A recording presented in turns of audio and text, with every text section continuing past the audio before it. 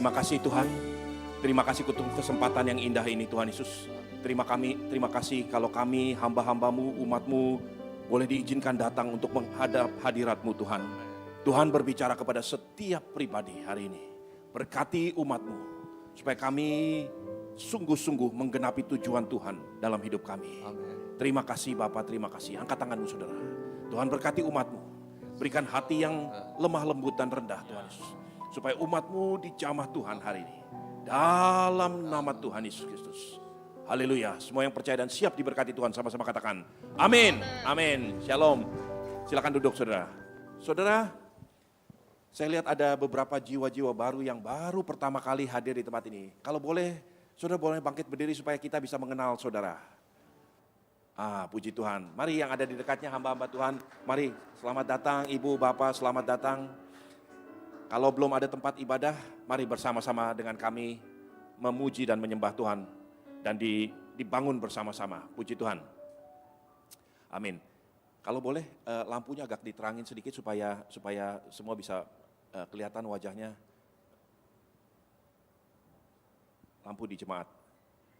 Amin. Saudaraku, kita akan belajar dari kebenaran firman Tuhan yang sudah kita renungkan beberapa waktu lamanya. Yaitu untuk memiliki hati nurani yang murni di hadapan Tuhan. Nah, saudaraku, saya rindu betul-betul selama beberapa menit ke depan, saudara sungguh-sungguh memperhatikan. Supaya semua kita diberkati dengan hati nurani yang murni. Dan pada akhirnya kita betul-betul bisa mencapai tujuannya Tuhan. Saudaraku, hari-hari ini ada banyak perkara yang sulit untuk kita lakukan sendiri. Ya. Dunia sedang mengalami yang namanya gonjang-ganjing. Ada krisis energi, krisis bahan pangan di Eropa, di Amerika juga sama, dan di Asia juga sama. Saudaraku, kita bersyukur Tuhan masih terus pelihara Indonesia. Tapi saudara dan saya perlu betul-betul dipelihara oleh Tuhan. Saudaraku, hari-hari ke depan saya butuh yang namanya mujizat yang Tuhan berikan. Berapa banyak saudara yang membutuhkan mujizat dalam hidupmu? Amin. Nah, saudaraku, perhatikan hari ini sungguh-sungguh supaya Tuhan sungguh-sungguh menggenapi mujizatnya dalam hidupmu. Ya. Saudaraku, saya ingin ajak saudara untuk melihat satu kebenaran firman Tuhan. Amsal 4 ayat yang ke-23.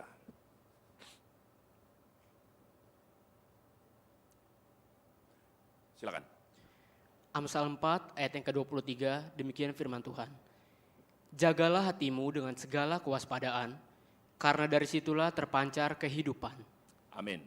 Saudaraku, kalau saudara perhatikan apa yang firman Tuhan katakan, yang harus menjaga hati kita, itu bukan Tuhan, itu bukan gereja, itu bukan orang lain.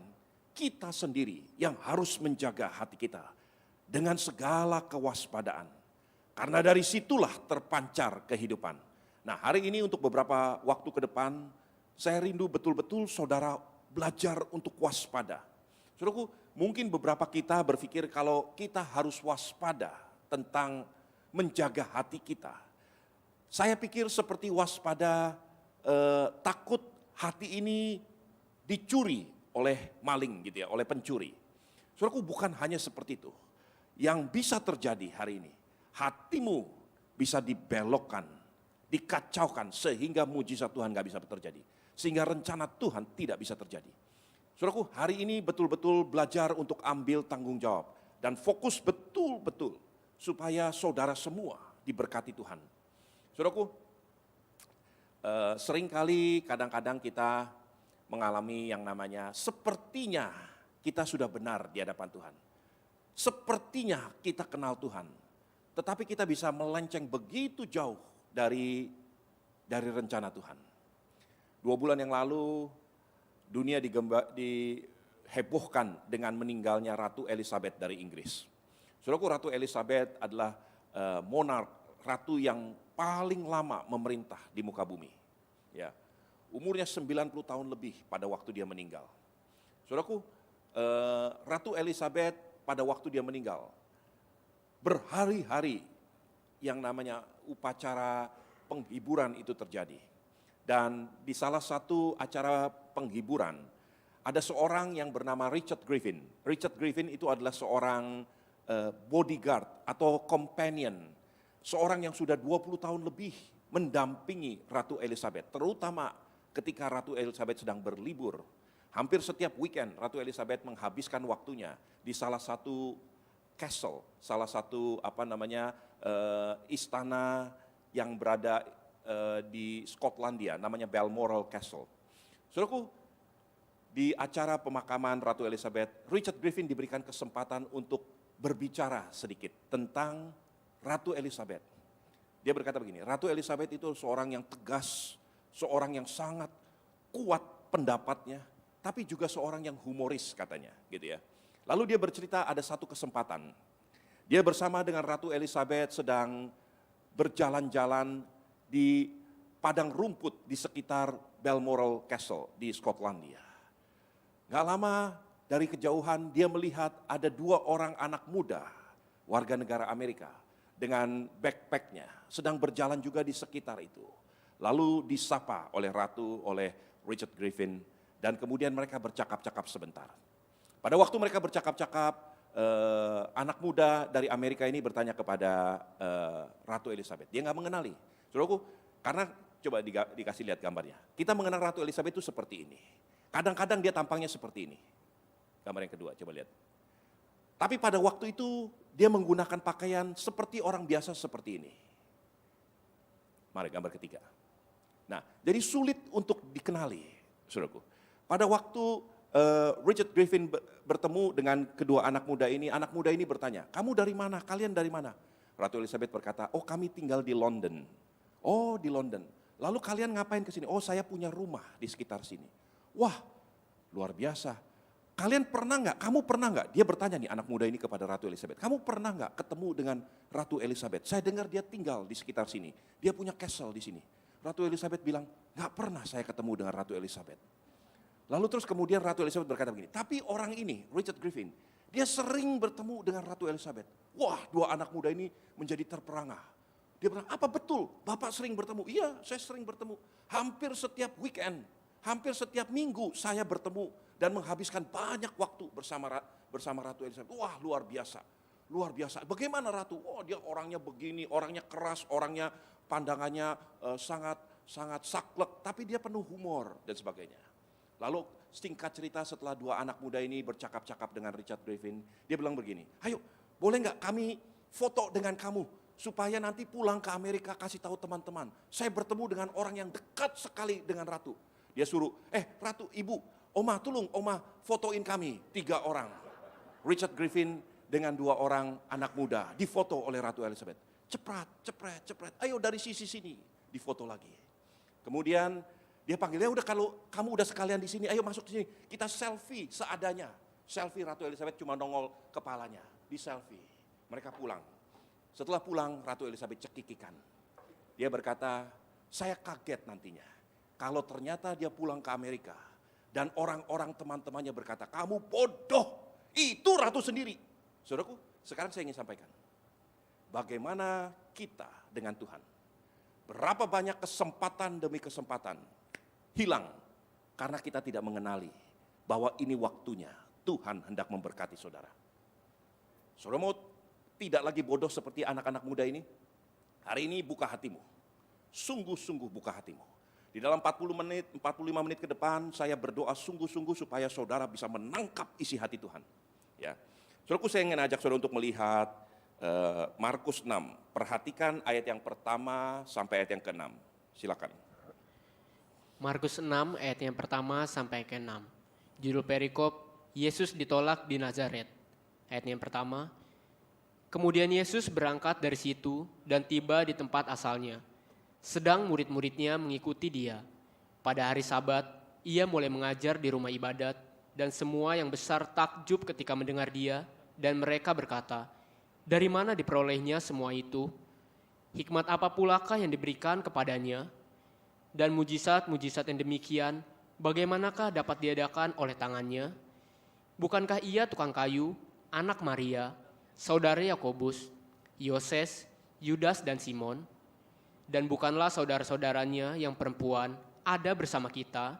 Lalu mereka kecewa dan menolak dia. Maka Yesus berkata kepada mereka, seorang nabi dihormati di mana-mana, kecuali di tempat asalnya sendiri, di antara kaum keluarganya dan di rumahnya. Ia tidak dapat mengadakan satu mujizat pun di sana, kecuali menyembuhkan beberapa orang sakit dengan meletakkan tangannya atas mereka. Perhatikan pelan-pelan ayat 5 tadi. Ia tidak dapat mengadakan satu mujizat pun di sana. Silakan teruskan ayat 6. Ayat yang Ia merasa heran atas ketidakpercayaan mereka. Lalu Yesus berjalan keliling dari desa ke desa sambil mengajar. Ia merasa heran. Saudaraku, hari ini perhatikan sungguh-sungguh apa yang Tuhan ingin sampaikan buat saudara dan saya. Saudaraku, jangan sampai kita menjadi orang yang kehilangan kesempatan yang begitu luar biasa yang Tuhan persiapkan bagi kita. Saudaraku, firman Tuhan di sini dikatakan seperti ini. Di Nazaret, di kampung halamannya sendiri, di tempat di mana Yesus disebut sebagai a man from Nazareth, orang dari Nazaret, di tempat kaum kerabatnya sendiri. Mereka kenal siapa keluarga Yesus. Ini orang sendiri, orang sekampung halaman.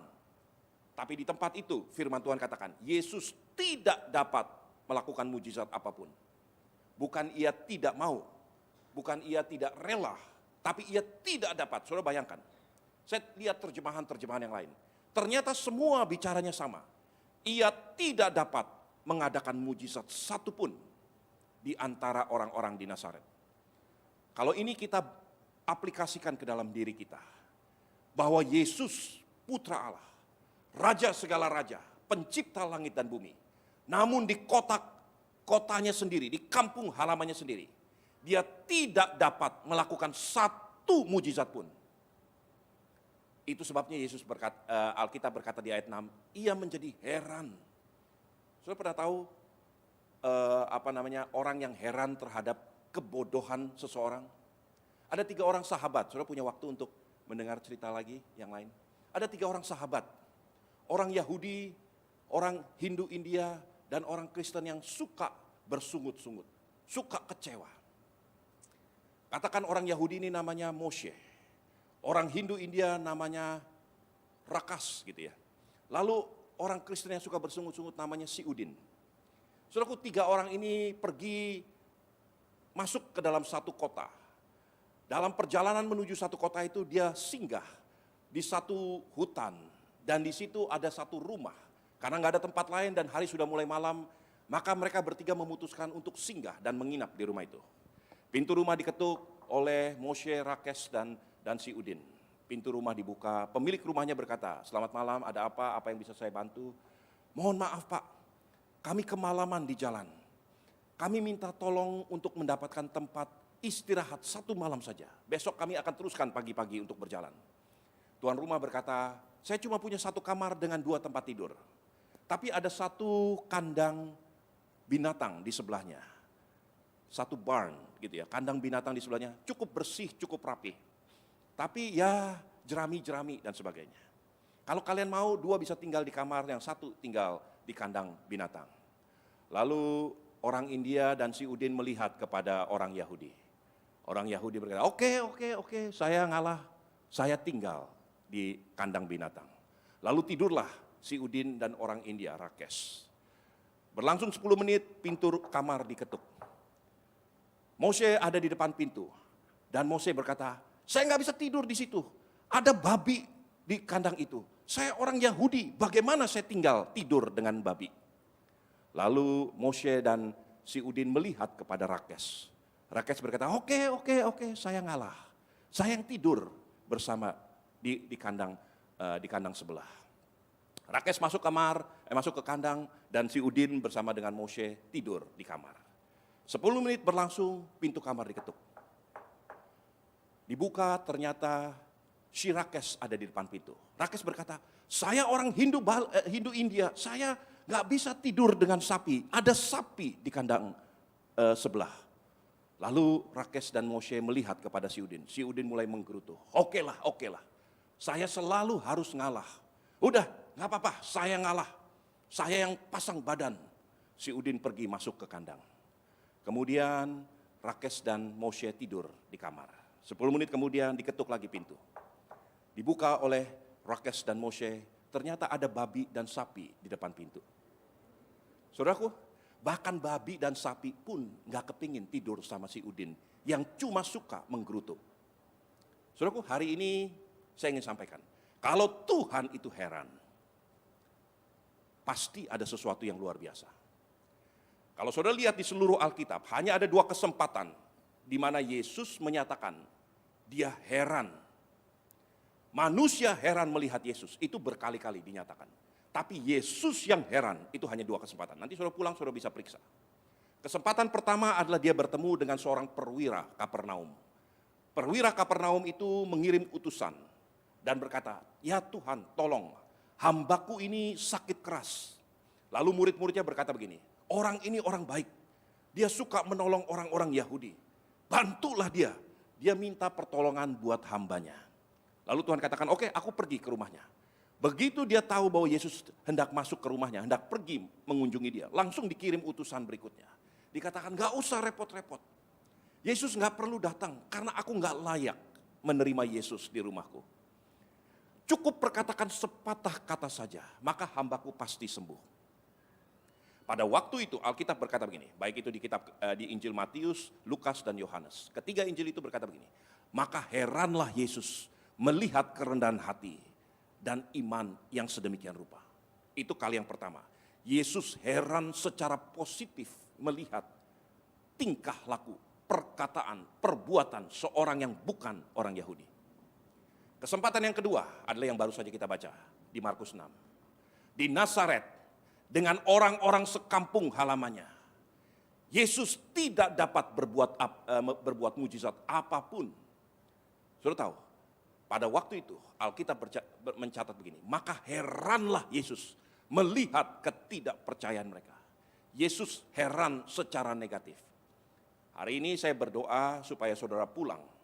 Saudara akan memutuskan, engkau akan membuat Yesus heran secara positif, atau engkau akan membuat Yesus heran secara negatif. Betapa bodohnya, betapa degilnya. Karena itu sampai Yesus sendiri heran. Kalau orang heran melihat Tuhan itu biasa. Tapi Yesus itu heran. Nah, hari ini saya berdoa sungguh-sungguh, perhatikan sungguh-sungguh. Supaya saudara tidak kehilangan kesempatan ini. Secara garis besar, secara singkat. Apa yang dilukiskan tadi di Markus 6, ayat pertama sampai ayat yang ke-6. Alkitab mencatat begini, ketika Yesus masuk ke Nazaret, orang-orang itu mulai berpikir tentang Yesus. Bukankah dia si ini, bapaknya si itu, dan sebagainya dan sebagainya. Alkitab mencatat di ayat yang ke-5, lalu kecewalah mereka.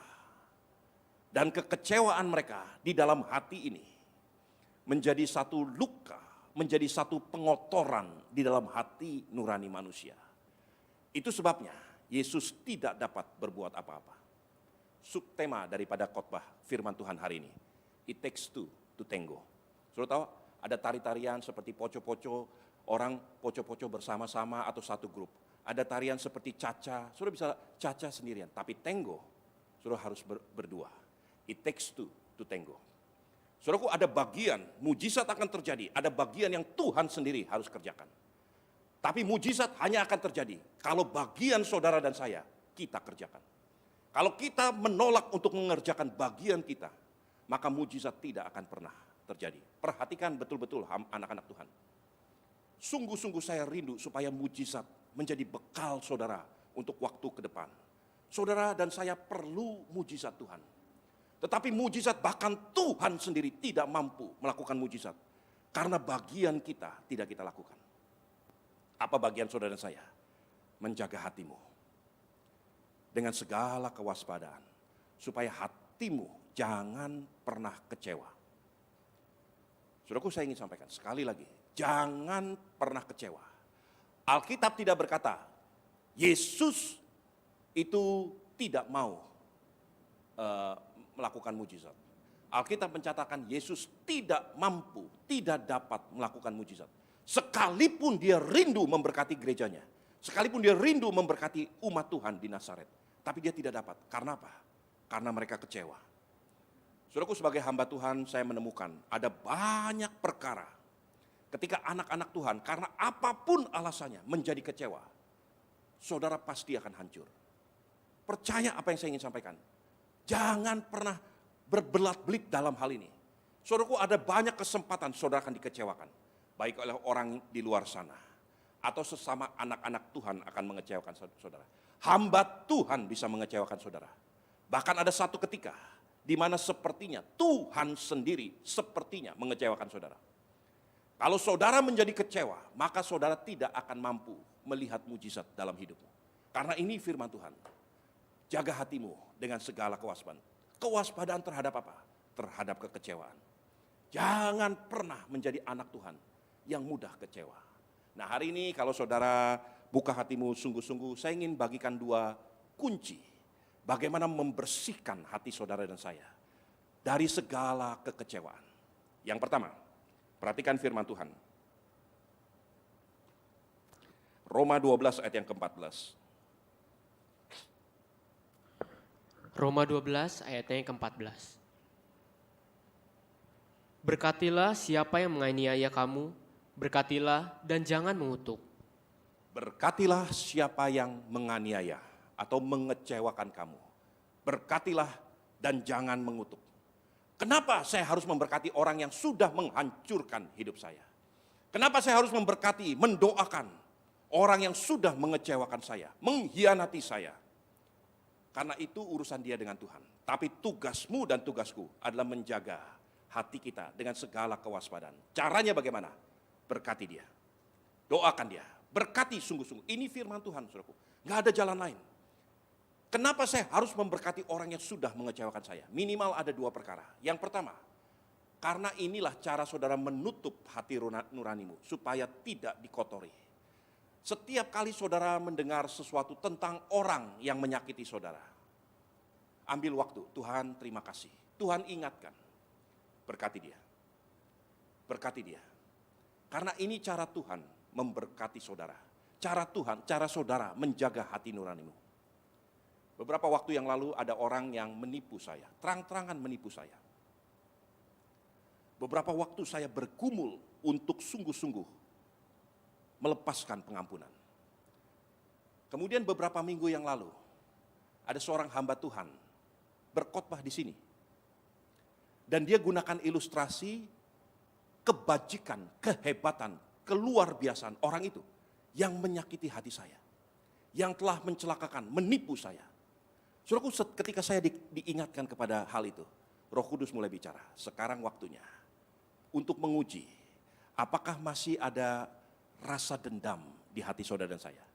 Saudaraku, kalau saudara punya luka, kalau luka ini belum sembuh, tandanya sederhana. Begitu dipegang, maka akan rasa sakit.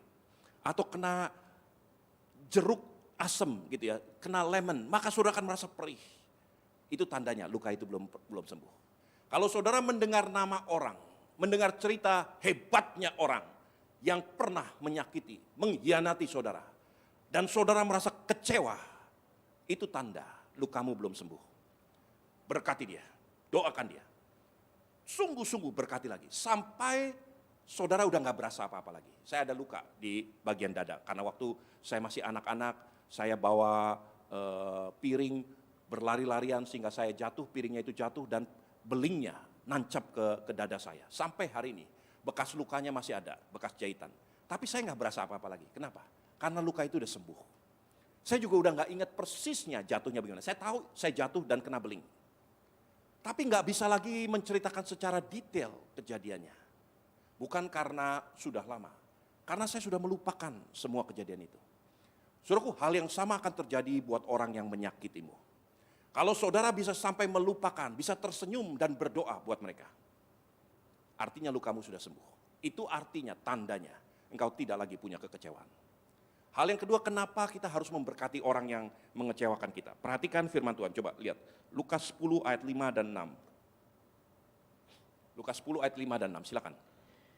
Lukas 10 ayat yang ke-5 dan 6. Kalau kamu memasuki suatu rumah, katakanlah lebih dahulu, damai sejahtera bagi rumah ini. Dan jikalau di situ ada orang yang layak menerima damai sejahtera, maka salammu itu akan tinggal atasnya. Tetapi jika tidak, salammu itu kembali kepadamu. Saudara perhatikan kebenaran ini. Ketika saudara dan saya memberkati orang, Dia layak atau tidak layak menerima berkat kita, doa-doa kita. Itu bukan urusan kita. Kalau toh dia tidak layak, maka berkat itu akan berbalik ke saya.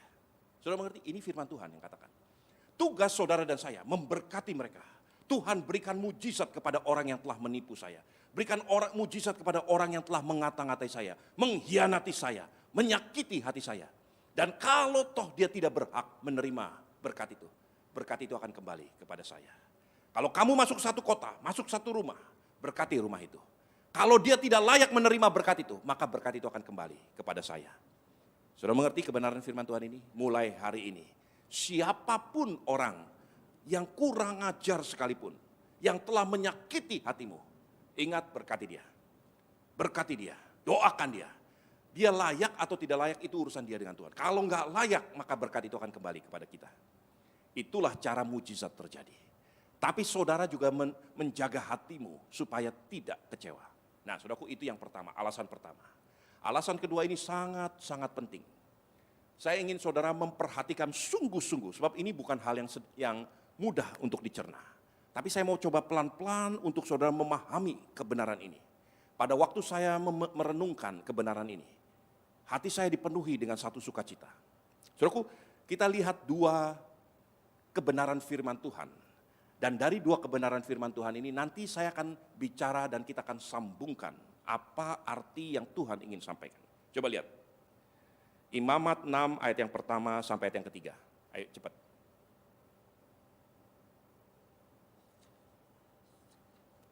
Imamat 6 ayat yang pertama sampai yang ketiga. Ayat pertama, Tuhan berfirman kepada Musa, apabila seseorang berbuat dosa dan berubah setia terhadap Tuhan, dan memungkiri terhadap sesamanya barang yang dipercayakan kepadanya, atau barang yang diserahkan kepadanya, atau barang yang dirampasnya, atau apabila ia telah melakukan pemerasan atas sesamanya, atau bila ia menemui barang hilang dan memungkirinya, dan ia bersumpah dusta dalam perkara apapun yang diperbuat seseorang, sehingga ia berdosa. Apabila dengan demikian ia berbuat dosa dan bersalah. Udah cukup. Coba sekarang perhatikan Yesaya 42 ayat 3 dan 4. Yesaya 42 ayat 3 dan 4. Yesaya 42 ayat yang ketiga sampai yang keempat. Bulu yang patah terkulai tidak akan diputuskannya, dan sumbu yang pudar nyalanya tidak akan dipadamkannya. Tetapi dengan setia ia akan menyatakan hukum. Ia sendiri tidak akan menjadi pudar dan tidak akan patah terkulai, sampai ia menegakkan hukum di bumi, segala pulau yang mengharapkan pengajarannya. Ya, biarkan ayat ini terpancang di depan. Saudara perhatikan ke depan. Ini Yesaya 42, bicara tentang Tuhan Yesus. Ini nubuatan Yesaya tentang satu kali hamba Tuhan akan seperti ini, seperti ini, seperti ini. Dia akan memulihkan Israel. Buluh yang patah terkulai tidak akan dipatahkan.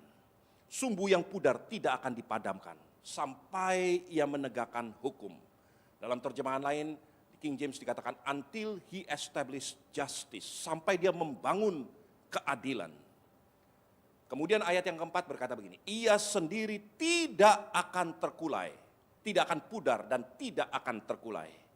He himself will not disheartened. Dia tidak akan kecewa dan dia tidak akan disappointed. Dia tidak akan lunglai atau pudar dan terkulai. Ini yang dikatakan oleh firman Tuhan. Bukan berarti hamba Tuhan itu atau Yesus itu tidak punya kesempatan untuk kecewa. Dia mempunyai begitu banyak kesempatan untuk kecewa. Dia mempunyai begitu banyak kesempatan untuk terkulai. Tetapi firman Tuhan katakan, Yesaya menubuatkan, ia sendiri tidak akan terkulai. Tidak akan kecewa, tidak akan pudar.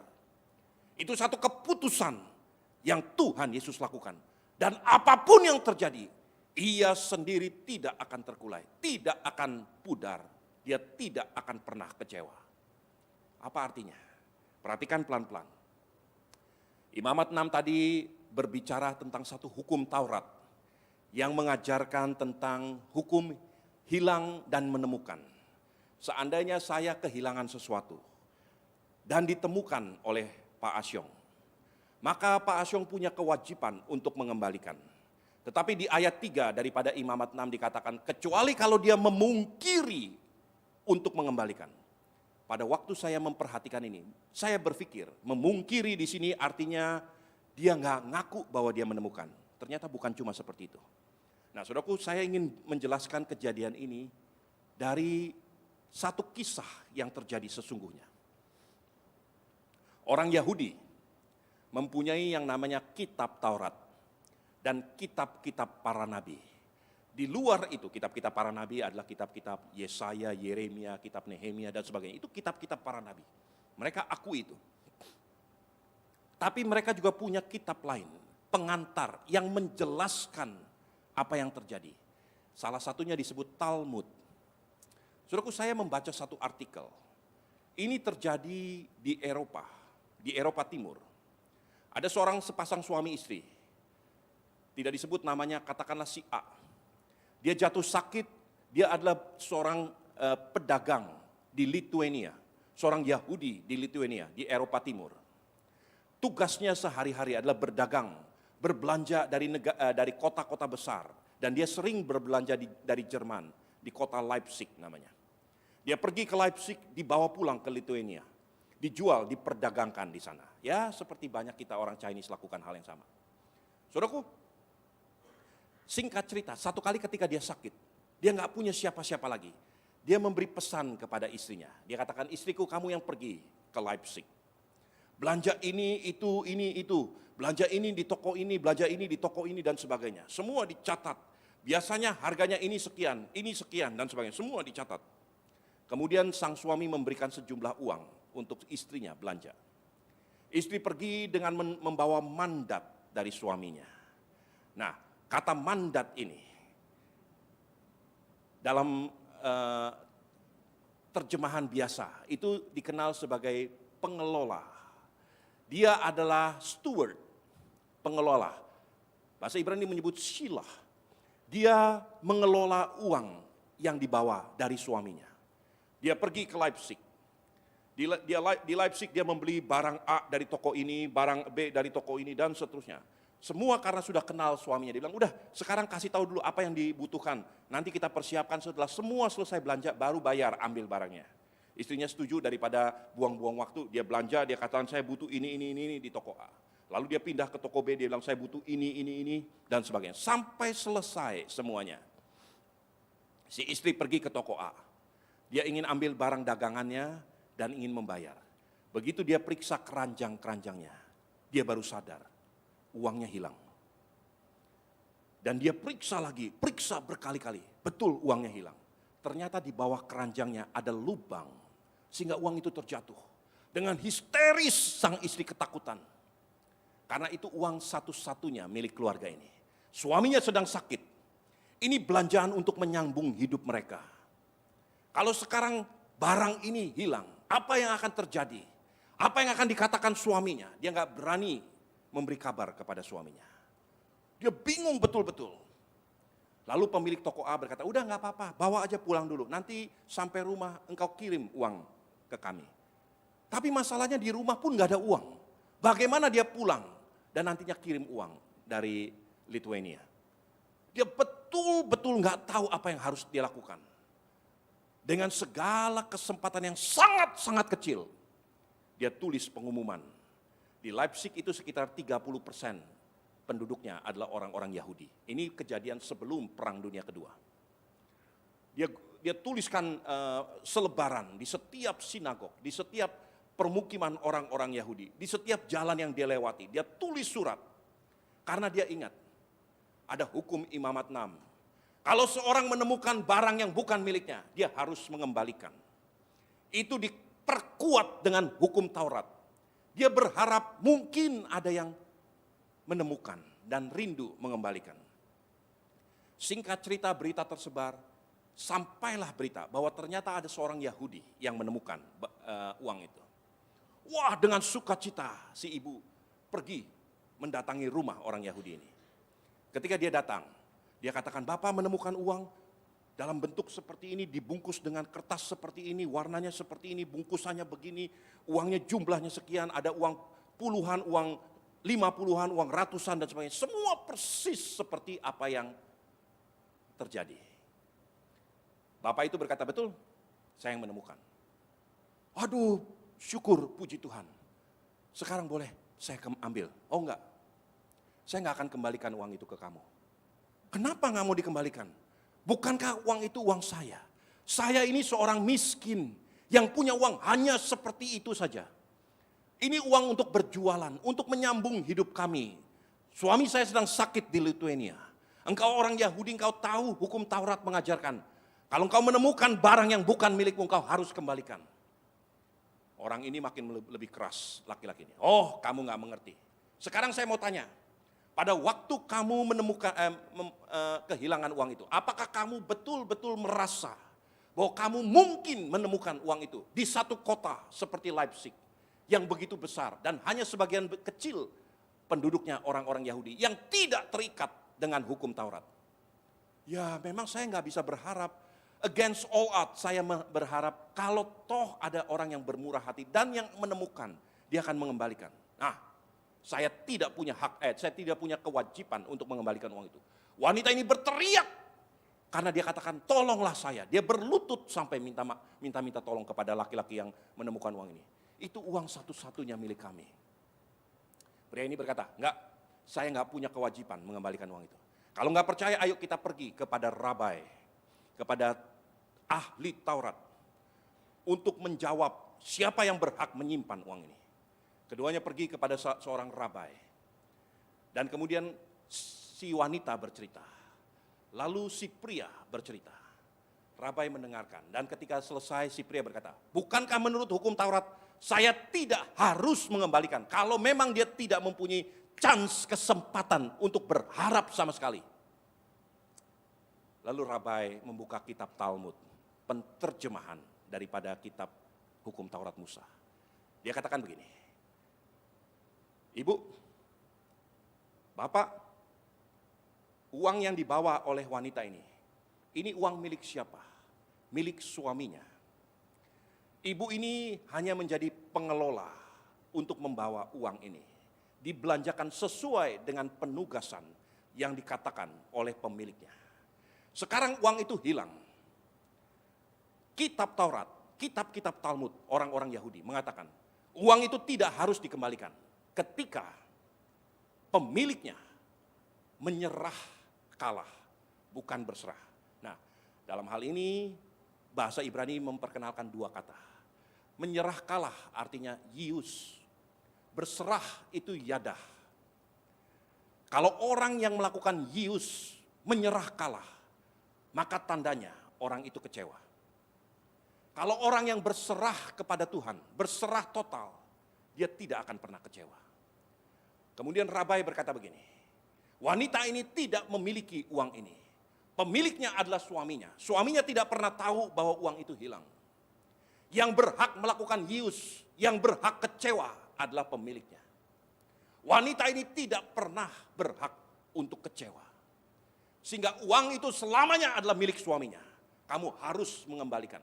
Ketika wanita ini mengeluh, menangis di hadapan Tuhan, wanita ini sedang yadah, bukan yius, bukan menyerah kalah. Saudaraku, saya ingin sampaikan, tanda orang yang menyerah kalah adalah dia kecewa.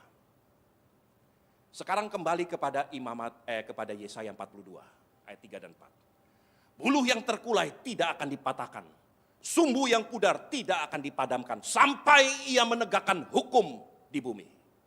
Ia sendiri tidak akan hius, ia sendiri tidak akan menyerah, ia sendiri tidak akan kecewa, tidak akan pernah dia pudar.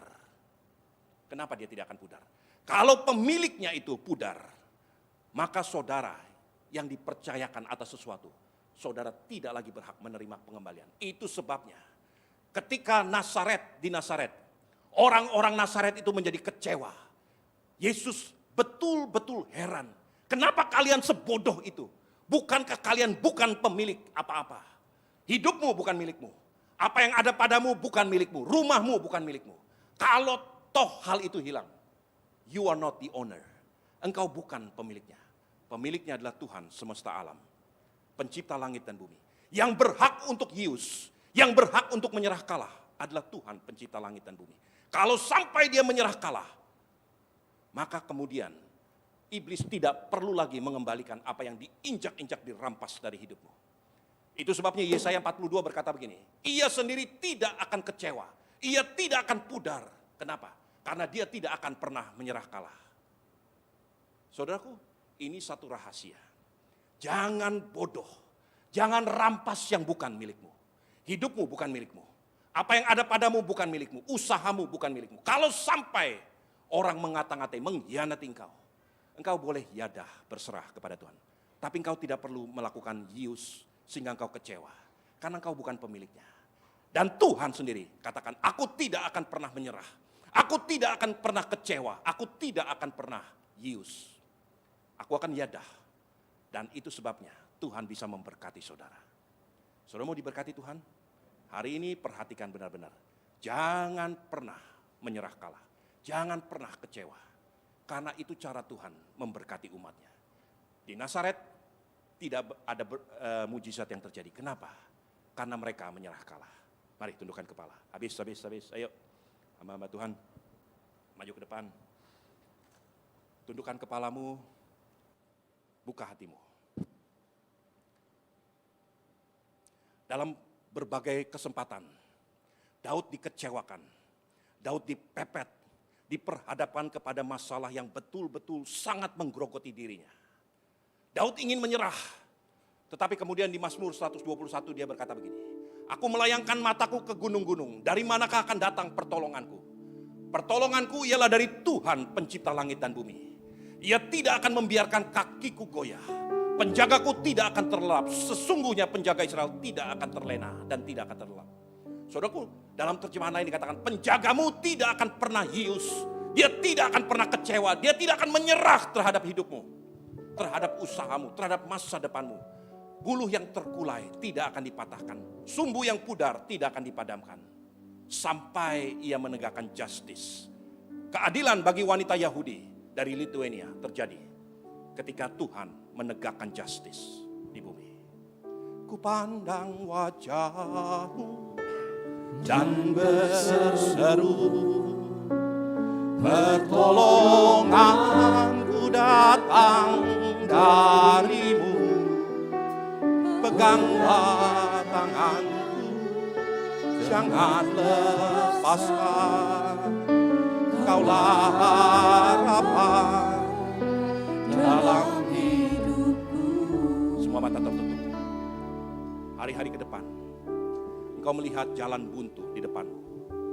Tidak ada kesempatan untuk engkau menerima pemulihan yang Tuhan rencanakan. Hari-hari baik sudah sepertinya hilang selamanya. Sudah mengkerucut, sudah menjadi seperti tulang-tulang kering. Tapi hari ini engkau dengar firman Tuhan. Allahmu tidak akan pernah menyerah kalah. Dia tidak akan pernah hius terhadap dirimu. Dia tidak akan pernah kecewa. Jangan kecewa. Kalau hari ini engkau mau menyerahkan hidupmu, yadah kepada Tuhan. Angkat tanganmu di hadapan Tuhan. Letakkan tanganmu di dadamu. Katakan kepada Allahmu sendiri. Ku pandang wajahmu dan berseru.